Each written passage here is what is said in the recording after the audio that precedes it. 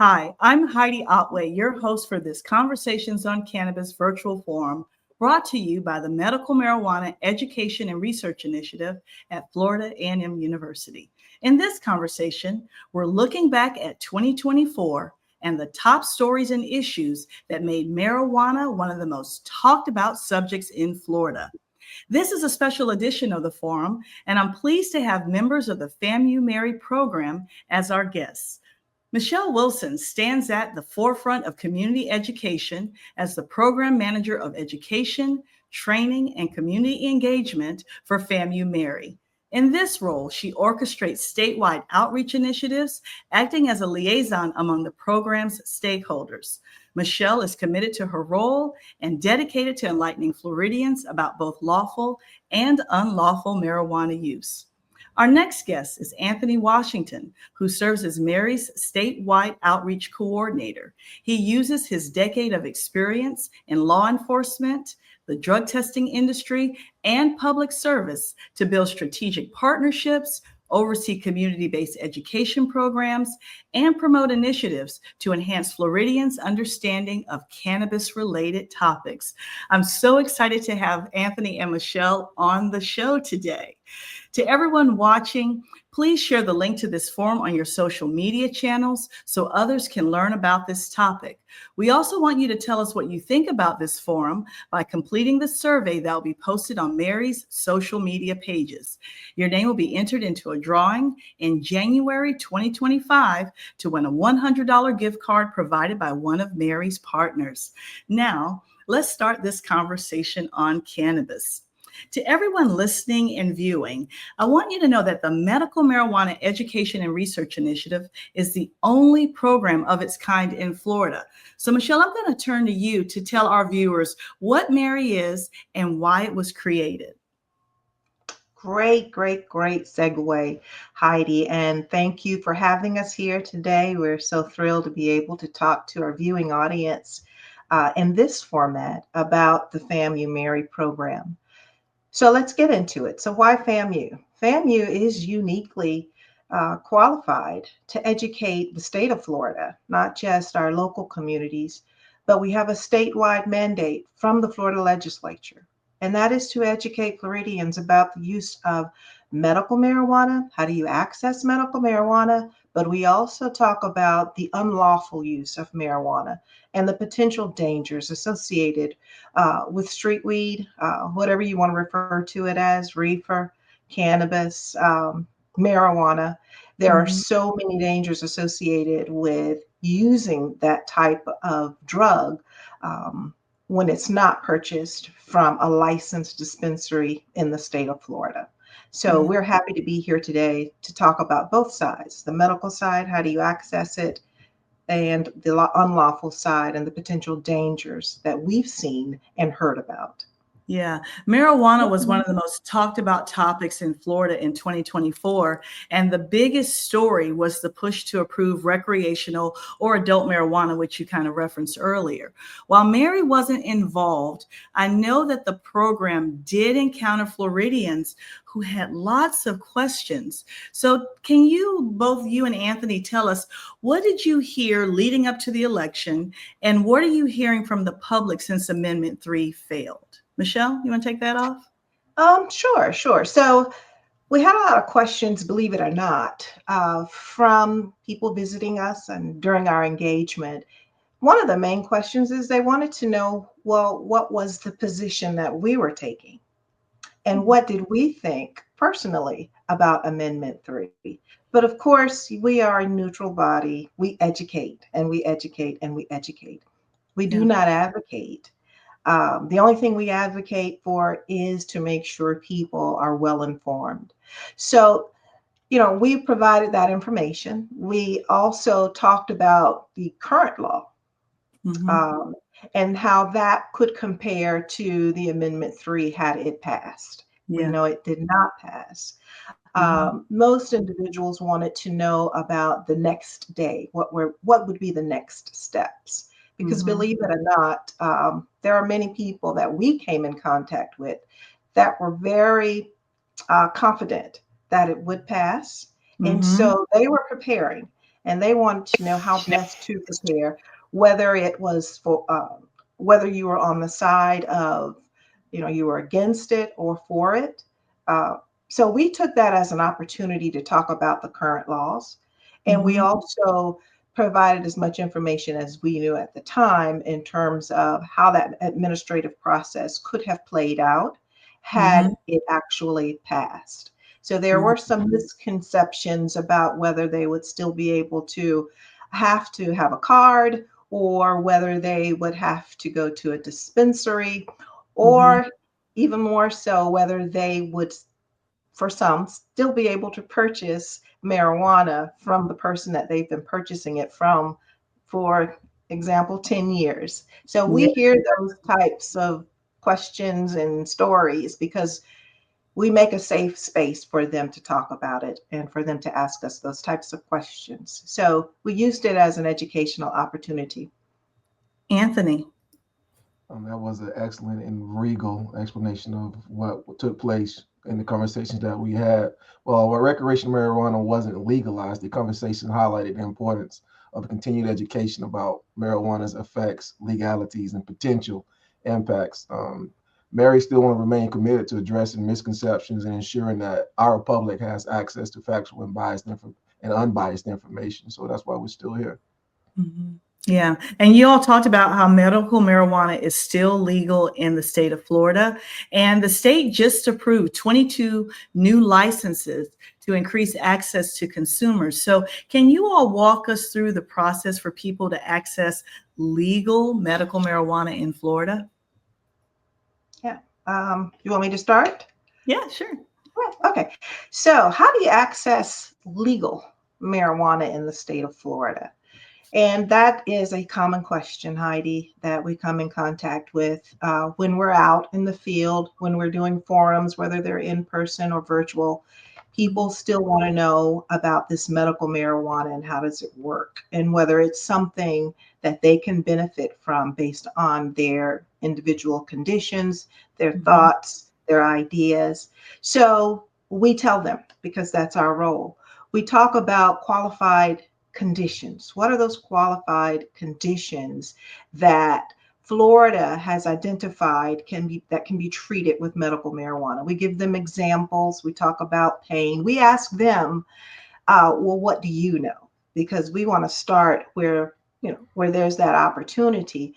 And so by the time we get through talking about the qualified conditions, usually they have identified either a condition that they themselves are interested in, or a family member, their grandmother, their child, their uncle, pain associated with arthritis, anxiety. And those are some of the more common conditions that we talk about when we're out there engaging the public.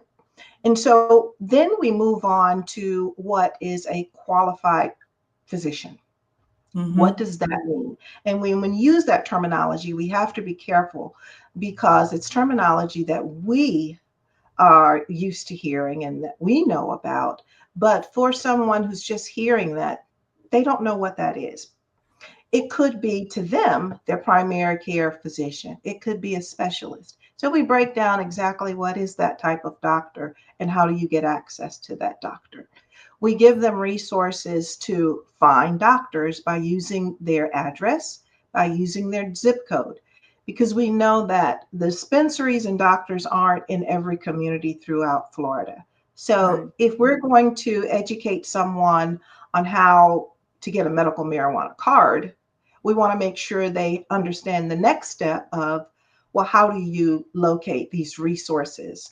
And if they're not in your community, what's the next best community for you to seek out this type of assistance? So that's it in a nutshell. You must see, first you have to have a condition.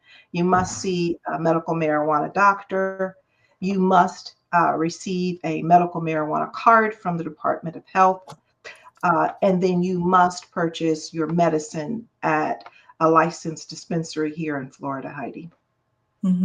So, Anthony, with your law enforcement background, I think it would be important for us to share with our viewers and listeners, what are the laws regarding medical marijuana use? Because there are certain places, even though you may have a qualifying condition, you've been given a medical marijuana card, you're getting it legally from a dispensary. If you use it in certain places, or if you're caught with it in certain situations, it could lead to some legal trouble. So can you touch on that just a little bit, just to further educate the public about that?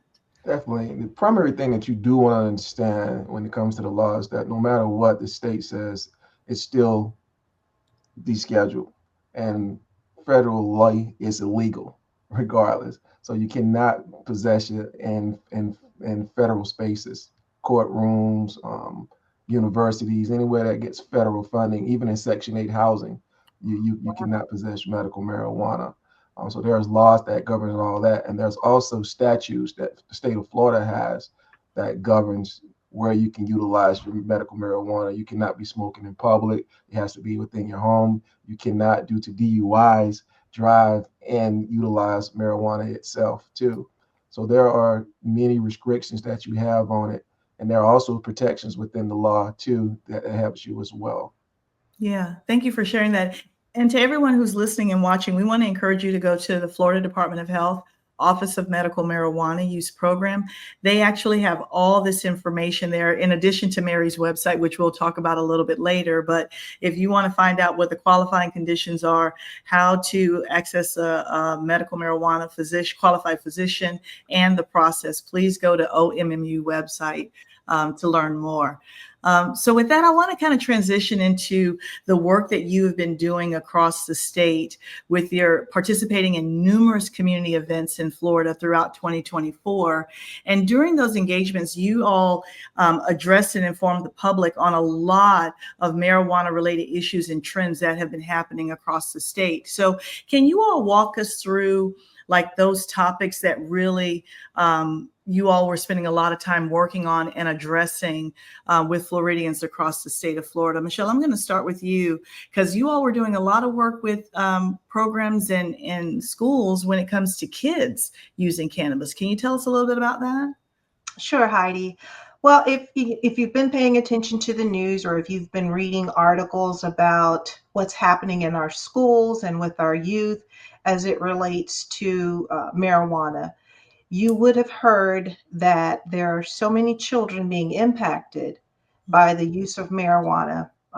They're getting access to it either from their home because someone has medical marijuana, or they're purchasing it from someone at school. There are many ways they're getting access to it, but it's very harmful to them. And so we've heard stories about children being removed from school because they've either passed out, they've overdosed on gummies, chips, or some other type of candy that someone has given them, not knowing that it contained the THC substance, which makes you high. And their lives are in danger, and the people that they are around who are trying to care for them. So we've partnered with youth organizations throughout the state of Florida, Heidi. And what we're trying to do is bring a safety message.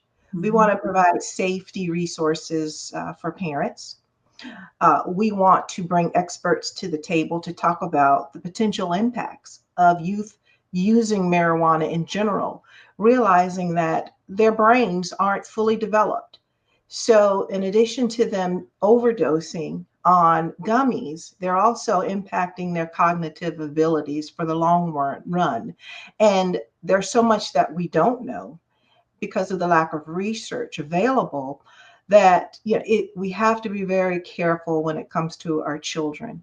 And so we've partnered with organizations like the Boys and Girls Club, the Poison Control Department, and agency in Jacksonville.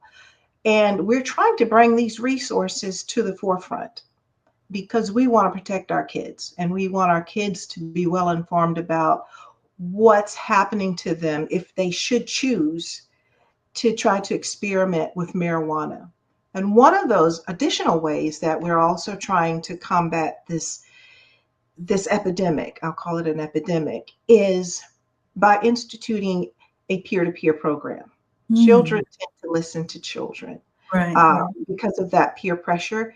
So if we can train one child on how to become an ambassador for what's right and talk to another child about the peer pressure that they may be experiencing from their friends, um, then we think that we can have a leeway into a better way or a more innovative way to educate our children, while at the same time we're educating parents about what to look for. So what do what if you think your child is using marijuana? How do you even begin that conversation?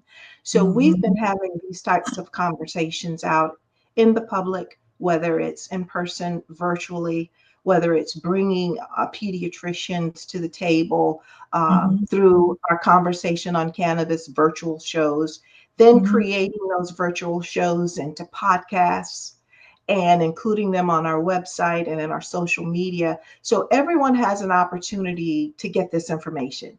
That's what's important. Not just us talking to ourselves, but making sure the information is in a format that people can understand, digest, and comprehend. Because we like to go where people are, and just providing information, if there's no return on the investment, is just talking and providing information. So we're really passionate about our partnerships to address what's happening with our youth around the state of Florida. Yeah, that's awesome. And then Anthony, we saw a lot of stories about the safety of cannabis that is not purchased through a medical marijuana dispensary. So people are getting it. We had a speaker on this forum who said they have ice cream trucks down in South Florida where they're actually selling cannabis infused products, almost like what you're talking about, Michelle, to people. So can you talk about, the topic that we saw a lot in the news of cannabis laced with chemicals or fentanyl and other things that have been harmful. We've even had some overdoses and students coming in for spring break in Florida. A lot of stories about that. So talk about that hot topic that we saw in the news throughout 2024. Yes, Heidi, you definitely hit on an important topic. Although the legal market, the traditional market, there are stopgap measures, there are rules put in place, policies to ensure the safety of the product. On the other end of that, there's an old movie, Forrest Gump, and Forrest Gump says, "Life is like a box of chocolate. You never know what you're going to get," and that's sort of what that illicit market is like. It's laced, and one of the main things is laced with is fentanyl, and that's just one of the biggest subjects. But that's not the only thing. Yeah. I know when we were out in the public, sort of humorous, semi-humorous conversation that we had with one of the attendees was we asked him what's the difference between medical marijuana and recreational or street marijuana. And he said, thought about it, looked curious. He said, about $20. I was like, I wish it was just that simple. There's Oh. a growing need to educate the public about the dangers and the contaminated illicit marijuana that's out there. Mhm. One of the biggest things that they're having is there's a marijuana being on the recreational, it's a business for some of these people who are supplying it out there. This is how they make their life. This is how they're making their living. One of the biggest thing that's coming on is there's a drug called Zaza. There's a brand of marijuana called Zaza, and it comes from California. This higher blend of marijuana, it costs more per pound, and it has a higher effect of getting these clients to hide their need, the people who purchase it. So the individuals who cannot afford to purchase that higher blend of marijuana, they're doing things like adding fentanyl or adding urine or adding other products to their marijuana to try to keep up with this. And these are not pharmacists by no means, or no scientists out there. These people in their bathtubs, in their kitchen, just mixing things up. So you don't know what you're going to get, Oh and it's my a business to them. And these are some of the things that we're facing out there. So we definitely, if you are going to utilize, Florida has created a safe path to do that, and that's through the medical marijuana route. And all you got to do is, as Michelle indicated earlier in this conversation, is meet the criteria, talk to your physician about it. I do not recommend that you go to your street pharmacist or anybody else to go out and buy marijuana, because you never know, as I indicated from the part of this conversation, what you're going to get. Yeah. Yeah. Wow. So the other topic that we spoke a lot about it, here on the forum, and as well, it made a lot of news, was the federal government saying that they were looking to change marijuana at the federal level from a Schedule 1 drug to a Schedule 3. So can you all talk about that? I mean, we haven't heard anything about it in a couple of months, but that was big news in 2024. So can you all talk about that? We talked about this on one of our shows. Anthony was able to bring in several experts who talked to us about the testing environment and what that meant, and how would we proceed, and what are some of those precautions that we would have to undertake such a descheduling effort. And so I'm going to refer to him because he's from that industry, that testing industry, and I think those were some of the most powerful and impactful shows as it related to descheduling of marijuana. Thank you, Michelle, for elaborating on that. One of the biggest issues that would occur when you change or reschedule marijuana from a Schedule 1 to a Schedule 3, we have to be mindful of the Cannabis Act, or the drug testing. The Cannabis Act was the bill or act that created the drug testing industry itself. It stated that if you're going to have safety sensitive jobs, that you need to be drug tested, and employers also took this upon. And the Department of Transportation, DOT, also said we're going to set guidelines for it. But one specific carve out a guideline that was not addressed is that once you reschedule marijuana from a Schedule 1 to a Schedule 3, you can no longer test for it, because they set guidelines saying that HHS, Human Health and Human Services, can only test for Schedule 1 drugs and place them on those cards. And once you break it down to a Schedule 3, you can no longer test for it. So there will be positions such as your pilot, your physicians, school bus drivers, people who are in safety sensitive positions no longer will be tested for it. So within the drug testing industry, what we're doing, we're trying to go back and get a carve out saying that if you are in a safety sensitive position, that you do need to still require testing, and employers should have a right to ask those employees to test. So we got to be careful when we do try to implement some of these rules and changing and bringing marijuana in, that we do it in a safe and impactful way, that we're still protecting the public. Yeah, thank you for that explanation, because it may come up again in 2025. So now everyone knows what it's about, and they'll be able to respond accordingly. So both of you all are really heavily involved in MMERI's public education and outreach activities, and you all are coordinating them, working with your partners that you have cultivated to really get down throughout the state of Florida to where people are every day, from events, sporting events, festivals, music festivals, classrooms, universities, public schools. I mean, you guys are really, really, down in the communities across the state with your partners to really ensure that you're reaching people and educating them about cannabis in Florida. So what are some of the activities that really stood out to you that you would like to share with our listeners and viewers, so they can understand the depth of the work that you all do to ensure the public truly understands what's happening with cannabis use in Florida? Well, Michelle, Heidi, I think, yeah, you covered a lot of that. Very good. Because I don't know if you said law enforcement events, because we attend those as well because of the unlawful side. And then law enforcement needs to understand too what these laws are and how to navigate in Florida as it relates to marijuana. So we're happy to do that side as well. I would say one of the more impactful engagements we've had, again, it involves youth, but it's at the Family Cafe. Yeah. The Family Cafe is an annual event where you have children, disabled children and their families coming together to have a fun time, and to bond, because parents and caregivers who are taking care of children with disabilities can sometimes it can be challenging to take a vacation. So in Orlando, Florida, every year, we're all gathered there, thousands and thousands and thousands of people, and Mary is there. Mary is there again to provide education about the use of medical marijuana. But then, of course, we also have to include the unlawful use as well. But we're there to educate parents and to talk to them about the use of medical marijuana.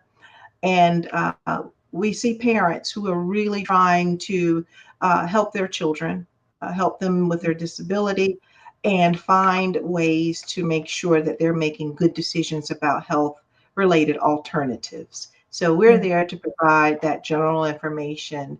And we can see that when we provide that information to parents, you know, they walk away knowing that this is something that may be for them, but perhaps they need a little bit more information, talk to their doctors, because we always refer you back to your physician to have that conversation. But we give you enough information to actually start that conversation. Yeah, and you've had a number of qualified physicians in the state of Florida, not only on this forum, but participating in your outreach initiatives to educate families about how cannabis can be used, medical cannabis can be used as a treatment for a number of ailments and disabilities. So that's another area. So if folks are listening, you can go to Mary's YouTube page and you can find those forums where we have some of the top medical marijuana physicians who treat children in the state talking about the work that they're doing. So thank you, Michelle, for highlighting that. Anthony, what was the top activity from your perspective? I can recall that, and within a week's time, you got to remind you that GP Mendy, who's our director, he has this saying, and it says, "Where two or three are gathered, so will you find Mary as well." And and it's sort of true, because I remember in a week's time, and I didn't think about it till that week was over. We went to a youth event where we have a back to school rally, giving out book bags, speaking to parents about medical marijuana and the challenges that some youths might have involved. And then in that same week, we were talking to judges, decision makers, lawyers, and politicians about medical marijuana too at another event, and that's within a week's time. So the cross section that we got a chance to speak to, the individuals that we got a chance to answer questions and also listen to them as well, and the discussions that we had, it just makes you well informed about what Floridians are thinking, not just from the higher ups or the decision makers, but also down to the layperson. And Mary lays right there in between to keep these conversations going. Yeah. So another way that the public can really continue to either reach out and learn more and also engage with Mary is by looking at your various channels that are available year round, 24 hours a day, where people could get, credible information about cannabis in Florida, not only on the legal side, but also on the illicit side, so they can understand Florida's laws. So can you all talk about all the different ways that Mary that Floridians and people outside of the state who come and visit us all the time can learn more about your program, and also about the engagements that you do, the activities that you do, and then also just about cannabis in general. And, everyone's going to Google you, of course, when they hear this, but what are other things other than your website where people can engage with Mary year round? Michelle? Well, let me start out by saying Mary is always on the move. Yes. To piggyback off of what Anthony was saying, we are always on the move and we are always engaging. And so we spend very little time in the office. And that's what makes this job so interesting. It's because of the engagement. And we know that the one-on-one experience is one of the most effective ways to engage our communities. And so we're very thrilled that we have this unique opportunity to do that. Let's see some of the ways that you can keep up with Mary.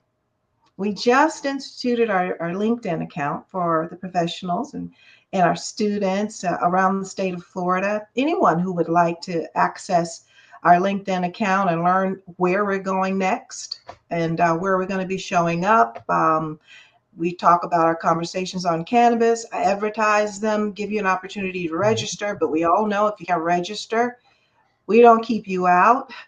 There are so many ways that you can come back and take a look at that conversation at your leisure. We can be on your telephone. You can download our app. You can catch us at a concert. You can catch us on Facebook. You can catch us on Instagram and on X and on the radio, iHeartRadio, and different radio stations throughout Florida in your city. You can hear about what's happening with Mary. And usually when we're out, we tend to ask people, so how did you hear about Mary? Have you ever heard about Mary before? Yes, I heard it on the radio. Or I listen to this show every Sunday after church. So yes, I'm quite familiar with Mary. Can I take a picture? So they're excited when they see us in their city or at events that they attend, and we're there greeting them with smiles and information. So those are some of the ways, but I will tell you that our education modules are top notch. Okay, let's talk about that. We have an on-demand program, education program, that consists of hundreds of modules. I guarantee you, if you go to our website, you register, or you register to subscribe, to get information about those modules, or just by clicking and visiting, you're probably going to be there for hours, literally, because there are so many topics that you can click on at your leisure to learn more about marijuana. What about marijuana and pharmaceuticals? What's the history of marijuana? What do I do with my child if my child is using marijuana? How do I go about having that conversation? What should I look out for? And then there are those conditions, glaucoma and marijuana. How can I find out more about that? So there's a plethora of information there right at your fingertips at no cost to the public. And so that's the beautiful thing, that it's open, whether you're in Florida or wherever you are, whether you are a doctor, whether you're a lawyer, or whatever your profession or your plight in life is, you have access to this information at your leisure, in the comfort of your home or wherever you'd like to access it. So I highly recommend that people try out these modules and take a look, and really get engaged and learn more about this topic. Okay. So Anthony, if someone is listening or watching this forum and they would love for Mary, they want to reach out to Mary to, maybe have you come and speak, or they want to be a speaker on the forum, or they just want some more information, what's the best way for them to get in contact with the Mary team? They can call our office, or one of the best ways is to go to our website, FAMUMMERI.com. We have all our contact information there as well. You can email us and we'll get in touch with you as well. And Michelle hit on everything that we do. Our website, Mary on Demand, it has a comprehensive source of videos. A lot of those videos that you as a counterpart with us, you are in, articles, research, social media, where you can find our regular updates, trends, events, and resources. The newsletter as well, which is very insightful updates. We actually, if you subscribe to that, go to our webpage and subscribe to that as well too. So the best way, back to the genesis of your question, the best way to reach us is to go to the website or email us. Okay, thank you. Well, Michelle and Anthony, thank you both for being guests on this conversation on Cannabis virtual forum, brought to you by, everyone now knows, the Medical Marijuana Education and Research Initiative at Florida A&M University. Thank you to everyone watching this program. Tell us what you think about this forum by completing the survey posted in the comment boxes on Mary's social media pages. If you complete the survey, your name will be entered into a drawing in January 2025 to win a $100 gift card provided by one of Mary's partners.